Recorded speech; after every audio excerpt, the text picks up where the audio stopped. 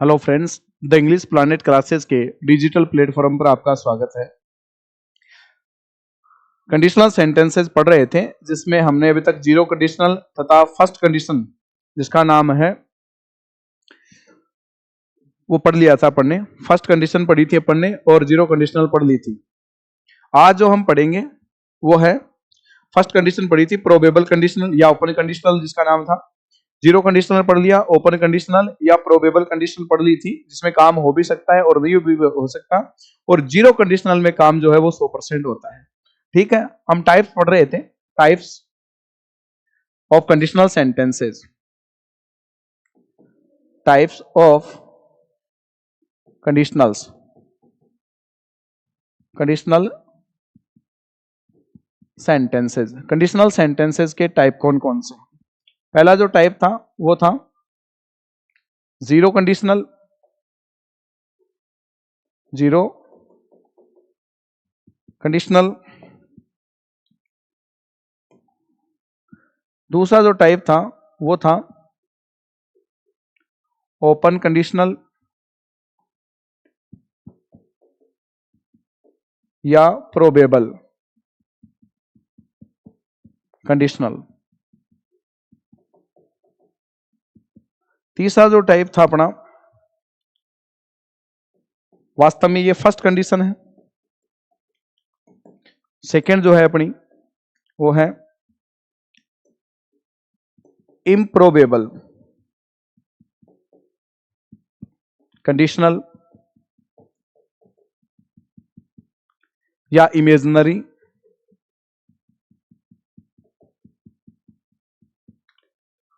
Conditional.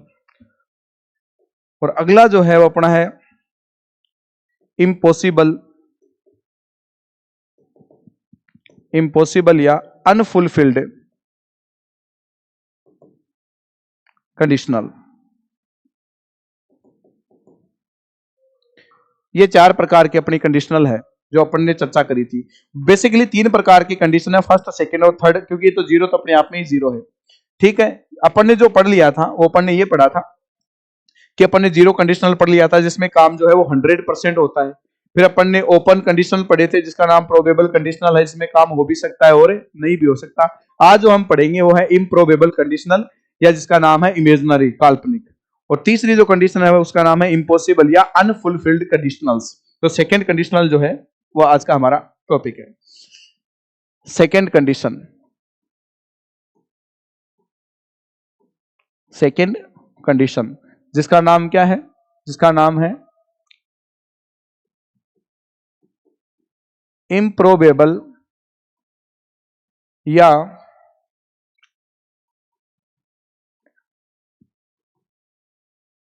Imaginary conditionals,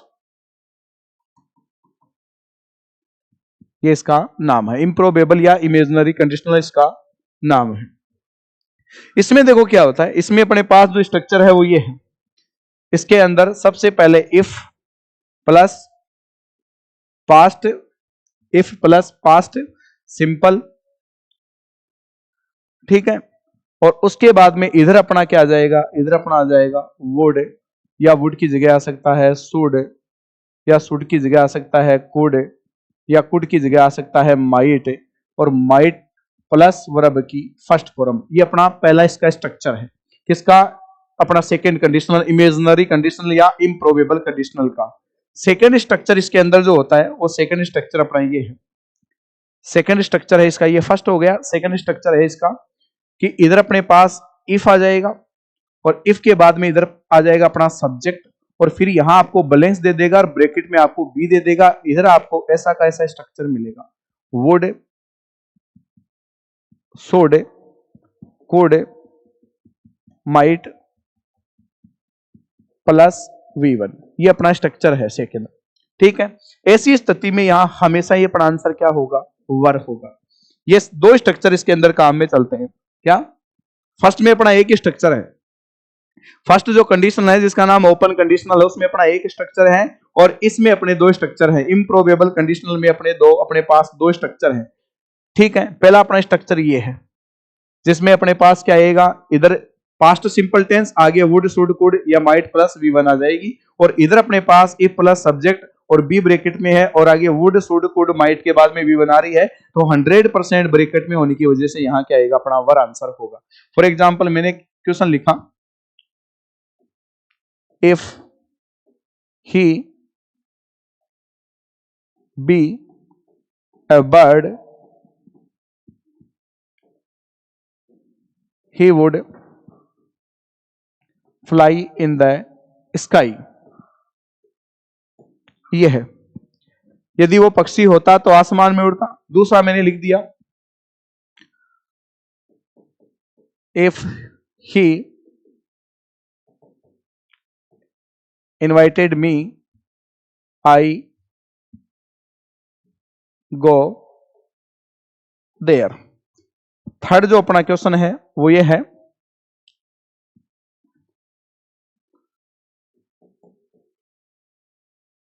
I would support him if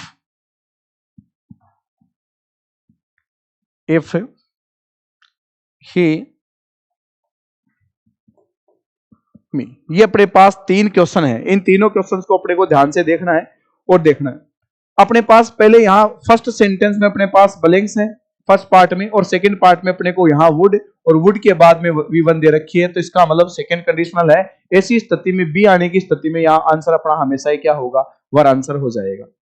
if I were A bird, यदि मैं पक्षी होता तो आसमान में उड़ता, ना तो मैं पक्षी हूं ना मैं आसमान में उड़ सकता हूं, है ना। ये तो वही है जैसे अपने जो शेरो शायरी नहीं चलती क्या, उसी प्रकार के, तू कहे तो तेरे लिए चांद तारे तोड़ लाऊं, तू कहे तो तेरे लिए ये कर दूं वो कर दूं, वैसे कि मैं पक्षी होता तो आसमान में उड़ता, मैं सीएम होता तो ये करता। ना वो सीएम है ना वो पक्षी है, ना ऐसा हो सकता है, ये बात है। दूसरे में अपने को इधर वाला पार्ट जो है वो भरा हुआ दे दिया और आगे वाला पार्ट अपना खाली है, तो इधर देखो अपने पास ये सब्जेक्ट है, ये वर्ब की सेकंड फॉर्म है, इसका मतलब पास्ट सिंपल टेंस है, तो आगे अपने को प्रायोरिटी देनी है किसको, वुड को। यहां लिखेंगे वुड और गो का यहाँ क्या आ जाएगा, गो आ जाएगा। थर्ड जो क्वेश्चन है अपना, इधर ये पार्ट भरा हुआ दे रहा है, रिवर्स कर दिया इसको, मॉडल वाला पार्ट है ये मॉडल, और मॉडल के बाद में V1 आ गई, तो इधर सब्जेक्ट के बाद में वर्ब की सेकंड फॉर्म आएगी, तो कॉल की सेकंड फॉर्म क्या होती है, कॉल्ड होती है। ये अपनी कौन सी कंडीशन है, ये अपनी सेकंड कंडीशन है। समझ गए इस बात को कि सेकंड कंडीशनल के अंदर जिसका नाम है इम्प्रोबेबल कंडीशनल या इमेजिनरी, इसके अंदर ये दो स्ट्रक्चर अपने चलते हैं। थर्ड अपनी कंडीशन है, थर्ड जो अपनी कंडीशन है वो ये है, थर्ड कंडीशन अपनी ये है जिसका नाम है अपना इम्पॉसिबल, इम्पॉसिबल या अनफुलफिल्ड कंडीशनल्स। ये है इम्पॉसिबल या अनफुलफिल्ड कंडीशनल्स। इसके अंदर क्या क्या बातें होती है देखेंगे। इसके अंदर अपने पास पहला स्ट्रक्चर है ये कि सबसे पहले तो आएगा इधर if plus past perfect tense,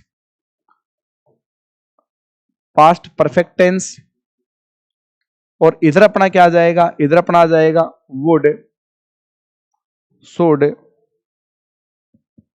could,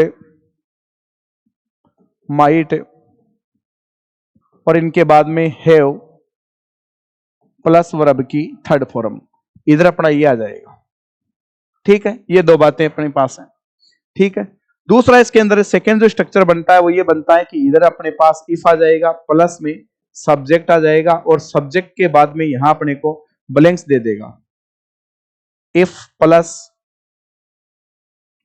plus subject, यहां खालिस्तान ब्रैकेट में बी दे देगा, और यहां अपने को दे देगा ऐसा का ऐसा स्ट्रक्चर, वुड दे दिया अपने को, शुड दे दिया अपने को, कुड दे दिया, ठीक है, माइट दे दिया, इनके बाद में अपने को हैव दे दिया, प्लस में वर्ब की थर्ड फॉर्म दे दी। ये अपने पास इसके दो स्ट्रक्चर है। क्वेश्चन कैसे आएगा, क्वेश्चन अपने पास ऐसे आएगा। फर्स्ट जो क्वेश्चन है वो अपना ये है, क्वेश्चन लिखा if he had invited me I reach there, पहला क्वेश्चन। दूसरा क्वेश्चन अपने पास ये है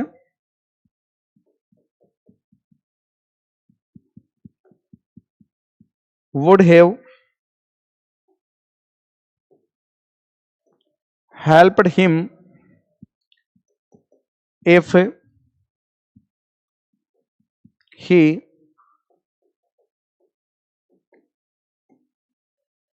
he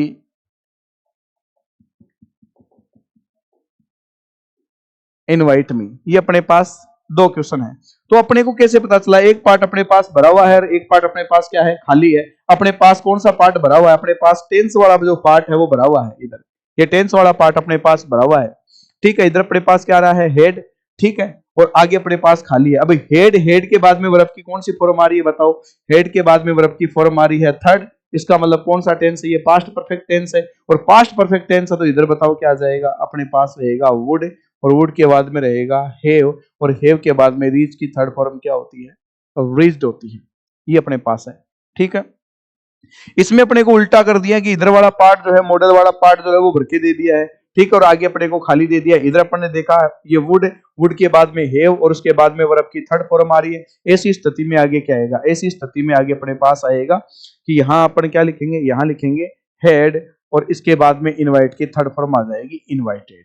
ये लो अपना आंसर हो गया है। तो ये अपने पास तीनों कंडीशनल हो गए, इनसे बाहर आपका कोई क्वेश्चन पूछा नहीं जाता है। अपन ने पढ़ा zero conditional, first conditional, second, third, और ये अपने पास अपना कंडीशनल टॉपिक पूरा हो गया है।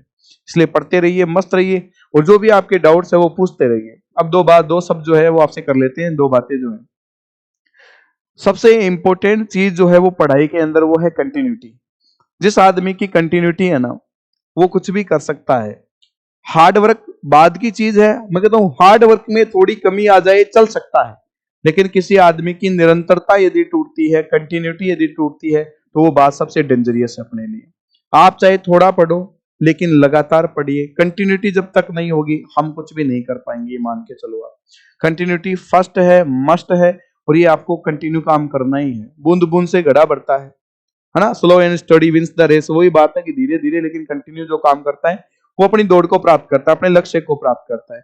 इसलिए थोड़ा थोड़ा पढ़ते रहिए, मस्त रहिए। अब आपकी एग्जाम पास ही है, ज्यादा दूर नहीं है। और अपने कंडीशनल सेंटेंस के दो क्वेश्चन आएंगे, एक एक नंबर के अपने पास दो क्वेश्चन आएंगे, 2 मार्क्स का काम है अपना। कोई भी बात आपको नहीं है तो आप पूछ सकते हो। एजुकेशन का एक, शिक्षण का, अधिगम का एक ही सिद्धांत है, अधिगम का, लर्निंग का एक ही सिद्धांत है, जितना रगड़ेगा उतना ही चमकेगा। What people say about you doesn't matter for you। लोग आपके बारे में क्या कहते हैं इसका कोई मसला नहीं है, आप अपने बारे में क्या सोचते हो सबसे इंपॉर्टेंट बात यह है, क्योंकि आपको आपसे बेहतर कोई नहीं जानता है। इसलिए पढ़ते रहिए, मस्त रहिए। धन्यवाद।